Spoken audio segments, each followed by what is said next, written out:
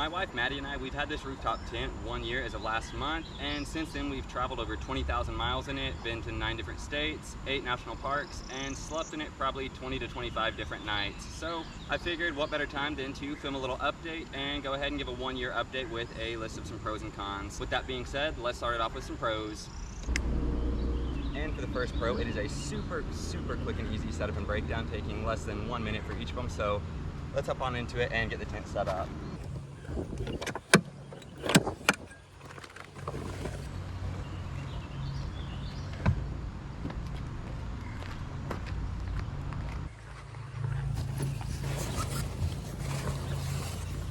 Alright, so I didn't really have that on my list of cons, but I guess you could kind of throw it on there. I do keep the ladder in the top of the tent, and as you can see, that side is shut. I had the other side open, so I couldn't really unzip that to get in. I had to walk around and get out of the other side. Not really too much of a con, but I did figure I would throw that in there because I typically keep this side open and just use the driver's side as the one to crawl in and out of, but this time I did not. So anyways, back to this free pay programming.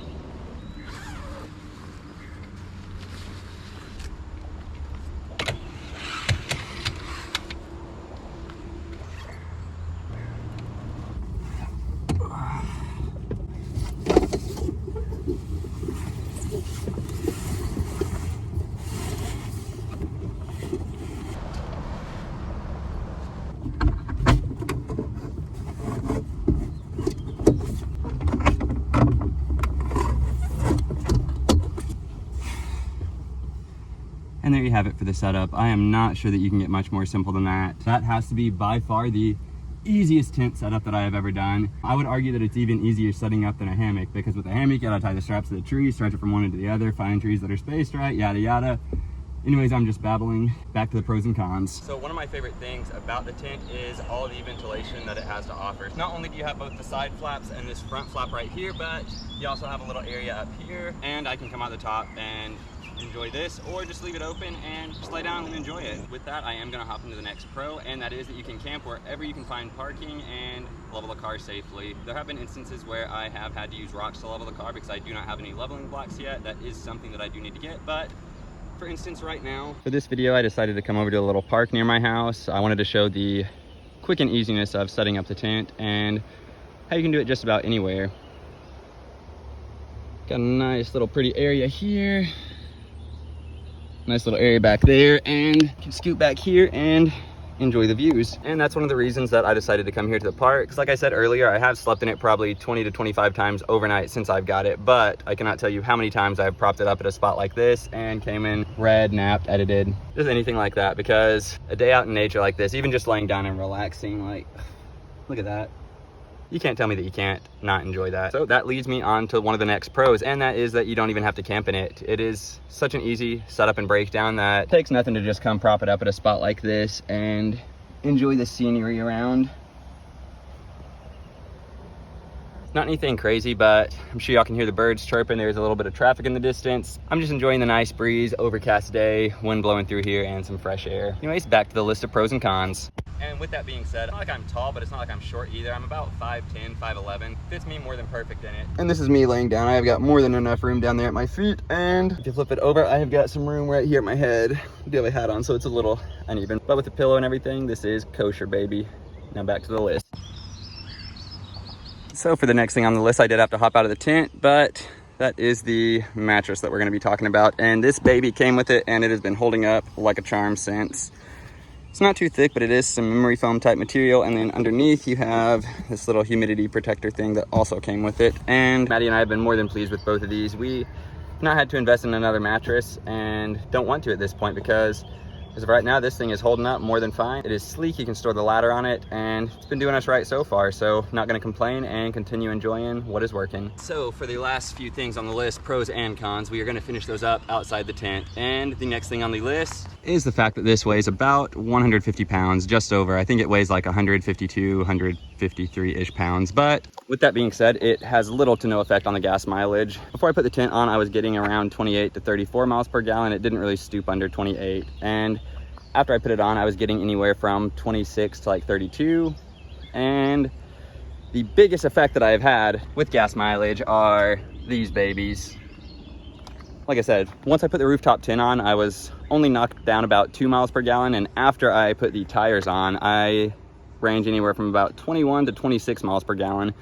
Don't really get above 26. So those puppies knocked it down about 5 to 6 miles per gallon. But I will say, I have a lot more off-road capability, and I feel a lot safer when Maddie and I are away from the house and we're out on a back road. So I will chalk that one up as a win. But when it comes to the tint, like I said, only about 150 pounds and has little to no effect on the gas mileage on my car. And haven't really mentioned it in this video, but I do have a Subaru Crosstrek, so it is one of the smaller SUV type Subarus. But I will say, when we're out and about driving and traveling, I really don't notice the tint on the top for the most part, unless it gets very windy. And once it gets windy, it does kind of start swaying just a bit, and you can definitely tell it's on there. Maddie has a Subaru Forester, and I think honestly the tint on her car would have even less effect on the gas mileage, but we have not got crossbars just yet on her car. With that being said, I am gonna hop into the first con, and this is kind of to my car or stock Subarus in specific, and that is the fact that the actual mount does not quite get on the crossbars. It gets on the clamp, as you can see right there, so it's not on the actual crossbars on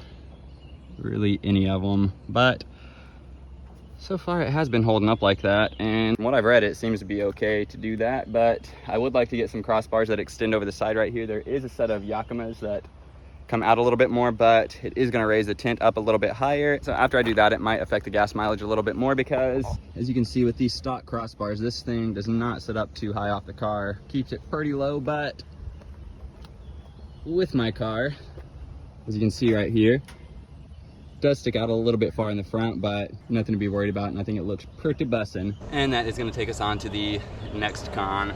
Again, this one could be my car specific, but I'm sure it is going to be a few of the others, and that are these scuff marks right here. And the reason for that, when you open trunk, it does kind of hit and rub a little bit. Even when the clasps are closed, it'll catch on that. So yeah, probably should have put some little gummies up there to prevent that. And I did have full intentions of it when I first got the car, but as you can see, I obviously still haven't. That's more of a kind of fault on my part and not doing the stuff needed. But I mean, it is technically still kind of a con, because, you know, it doesn't fit all the way on my car, and I think the tint is 74 inches, maybe 74 and a half. I'll throw up how long and wide it is right here. But with that being said, we are back with the next con, and that is that it is a bit of an annoyance to take off the top of the car. I mean, it's not too hard, and it could be a bit of me being lazy, but it is definitely not the easiest task. And I'm not gonna lie, since I've got it, I have not taken it off one single time. So gonna chalk that one up as a win, and there has been no noticeable damage to the crossbars just yet. And with that being said, another pro is, even though they are strapped on those clasps, I have seen no noticeable damage to those, and none of the crossbars. Even when I pull up here and kind of tug on them, crossbars are pretty dang sturdy, and those are just the stock ones. With that being said, I am gonna hop into the few cons that I do have left for the rooftop tint, and then finish it off with one big pro. So on with that. One of my personal big cons is, as you can see, this is not stealthy at all. It sticks out very, very bad, which I know to some people is not gonna be a big deal, but if you are trying to stealth camp, then might not want something sticking up above your car, because a tint on top of a car does not quite look normal, even if you are used to the outdoors. And for the next con, it is having to use a ladder to get into the tent every time that you get into it. Now, I can manage to get into the tent without a ladder, but let's be honest, for a comfortable camping experience, you want this bad boy. And it isn't too big of a con, because as y'all saw earlier, when I am not using it, it does just pack down and fit nicely in the tent. I'll show a video on that once I get ready to pack it down. But one of the big cons of the ladder, and it is just a bit of my stupidity, but I've got it kind of close to the door a couple times, and she has left a few scuff marks. But if you're a pet lover like Maddie and I can assume you've already thought, how in the world will you get your big old doggo up on the top of that? And the answer is, you probably won't, and that is one of the big cons. Maddie and I have two small dogs, and it's nothing to just carry them to the top, but we also have a big old chunky chocolate lab, and I don't think she's going to the top of that bad boy. So we do have to find other sleeping arrangements when we go out and do that. And honestly, that is one of the big cons for Maddie and I. Just gonna throw it out there also, if you got someone special in your life and you're into some extracurriculars, that is gonna be an issue with the rooftop tent, if you know what I mean. But anyways, back to the pros, and this last one is one of my biggest things with the rooftop tents. Earlier I did mention the ladder as a negative, but I will say one of my absolute favorite things about the rooftop tent is being able to get off the ground and camp with a little bit of height underneath us. It's one of my favorite things when I go hammock camping, is that I can be off the ground just a little bit, and with this you can really get off the ground. It does just make for an overall more secure and safe feeling camping experience, at least for Maddie and I. And for the most part, if someone or something's coming up the car, you are probably gonna feel it and maybe have a chance to reach over and bop them on the head, but hopefully it doesn't ever come to that. And regardless, it just feels a lot more safe and secure being able to sleep up on top of the car, and I do tend to get a better night's sleep. But with that being said, I am going to hop back into one of the pros that I mentioned earlier, and that is how quick and easy the setup and breakdown is. So I'm going to show you all the complete breakdown real quick and how truly quick and simple that is. Another pro, I guess you can technically throw stuff into the car if you really need to, but wouldn't count on getting anything out of it.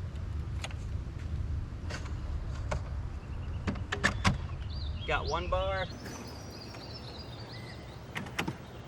got 2 bars, 3 bars, done.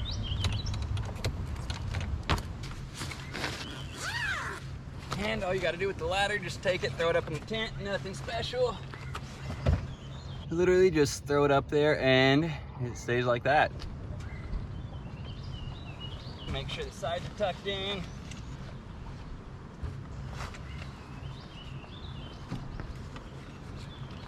I would say, honestly, that is the hardest part of the pack down process, is just making sure that the sides are completely packed down and tucked into the tent. Last step though, got these little latches.